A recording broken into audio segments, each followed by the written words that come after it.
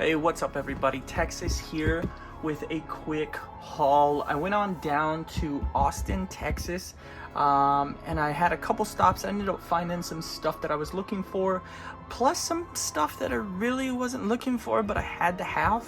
Shut up and take my money! Our first stop was Kyle Flea Market. Ended up stopping off there.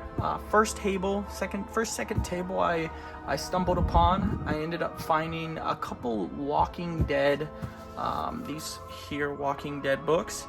I've got volume 2, black and white, really good condition Walking Dead books. So I ended up finding volume 2, volume 3, volume 10. Let's see, got volume 11, which is kind of nice. And then volume 14, all black and white, really decent condition. More than likely this will be more of like something for trade, or maybe a bundle that I throw up on eBay, because she gave me all of this plus this one here. This is the volume 1 for covers for Walking Dead for $1 a piece. I was like, yeah, I'll definitely take them for $1 a piece. Either some really good trade bait or maybe just something I'll throw on eBay as a lot. Oh no,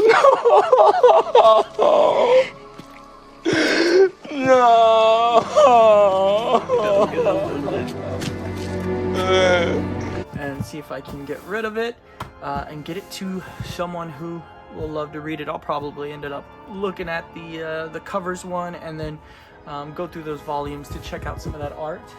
After I looked at the shops on the outside, I went inside and I visited our friends over at the Viking longbox. I don't know if you've ever heard of these guys before, but if you're in Austin, definitely go check him out. He had a really nice setup. His shop was pretty nice. I didn't find any books I was looking for, but he did have this, which I had to have. I hope y'all guys can see it. This right here is Marvel's The Thing. it's clobbering time. He is a superhero. This is a hologram. This one here is from 1992. It is from Impel. I had to have it just because I collect these cards. So I ended up picking up this from him. Big thank you on that one. When I left his shop, I was just kind of browsing around some of the other shops that were in there, and I ended up stumbling upon this claptrap. So this claptrap was on a wall in a Funko Pop vendor's booth, and I just simply had to ask him how much he wanted for it. He was like, 20 bucks. I was thinking about it, but then I was like, you know, I'm trying to save for something that I really want. I walked away, and just like always when I walk away from something, I immediately regret it, and I went back and I told him, you know, how about, you know, 15. He thought about it for a minute and he agreed. Blue, you're my boy! Thank you, sir. So I ended up walking away with this nice claptrap. I like how it's made by McFarlane Toys. So this will be on the shelf soon after I fix, you know, not fix, but after I break it out of its little shell here, and we'll throw that up on our shelf. Leaving there, we went to ABC Comics. It is Austin's Books and Comics. They're in Austin, and if you've never been there, they have a great selection. Definitely highly recommend going there. But I ended up finding quite a couple things that I wanted. The first of which was this one here. So Evil Dead issue 2. They had the full mini-series there, but I already had issue 1, so I ended up picking up this one. I love the cover, love the art on the inside, and I needed it, so that's issue 2. Ended up picking up this Evil Dead issue 3, and then to round out the series, I picked up that nice cover on that issue 4. Yo, she-bitch. Let's go. Beautiful condition. Really hyped about picking those up. And then as I'm kind of just skimming through stuff, I ended up finding another one of these issues of Nightmare on Elm Street. This is issue 6. I bought something off eBay not too long ago, and it came with issue 3, which was a really cool issue. I actually have it right here. This is super cool. It's Freddy's glove coming out of the toilet, guy laying naked right here, blood everywhere. I'm sure there's some shit somewhere in here. How sweet. Dark meat. And I love how they put the hat on the top. So definitely nice cover.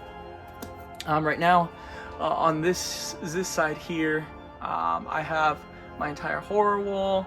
I got some new books in, video coming soon, and you'll see some of the new stuff I'm gonna be adding to that wall. But back to my pickups here. Ended up getting this one here, A Nightmare on Elm Street. This is issue 8. Love this cover, Freddy coming out. Prime time, bitch! Of the page, gonna get you, cause you know, 1, 2. He's coming for you. I also picked up, I saw this and I had to have it. This is Freddy versus Jason versus Ash. If you don't know, Freddy vs. Jason was supposed to have a sequel, and that sequel got scrapped. Supposedly, it was supposed to have Pinhead, Hellraiser, from the Hellraiser franchise in it. At the end of, I want to say, Freddy vs. Jason, they were supposed to fight all the way till they got to hell, and Pinhead was supposed to pull them apart, you know, and kind of intervene. This is what came from the idea of, you know, the second movie. So they did Freddy versus Jason versus Ash, and there was talks about it. I know Bruce Campbell talked about it very briefly, and he said the idea was basically went away pretty quickly, just because they didn't want Ash to kill Freddy and Jason. And if you're making a Freddy versus Jason versus Ash, Ash will ultimately win because he is the ultimate good guy. But I ended up, sorry about that whole rant of backstory, but I ended up picking up this one, and I had to have this one because I already had the other connecting cover for it. So now I have 2 issues out of this series here, 2 out of the 6. I need to get the rest of the connecting covers on these. So I added that one to the collection. As we were leaving, had to pick up these 2 here. I got the Dark Crystal hardcover, and then I've got the Labyrinth hardcover as well. So grabbed both of those. So definitely had some luck while I was in there. Let's see here. And then as I was leaving, I ended up popping into the store right next to it. I believe it's called Guzu Gallery. And I went in there and I saw some decent little these things here. So these weapons from Nightbreed. This one caught my eye because it, you know, looked like blood. I thought this would be a really good decoration for my room here. And then this beast of a thing here also, you know, caught my eye. This is from Trick or Treat Studios. As I was checking out, the cashier told me, you know, he asked, you know, like Nightbreed, yeah, like Hellraiser, yeah. We were looking at some of his prints that he did, and he had a Pinhead on the wall.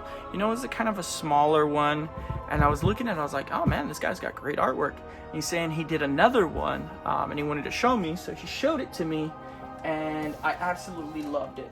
Now let me take it out of its sleeve real quick so you can get the full effect of it. But this is the print that he showed me, and I thought it was beautiful. The art, the detail on it looked fantastic. He even showed me that this isn't just regular paper. He did it on a more like metallic paper. So I saw it, I needed it, I had to have it. I ended up telling him how much. He said 30. I said sold to the man with braids in his hair. And then I ended up paying the man, left, and that was my day. I visited a lot of other places like Half Price Books, stuff like that. Didn't really find anything that I was absolutely searching for, but I'm glad I found all the stuff that I found. Thank y'all guys for watching, and I hope y'all have a wonderful day. Peace.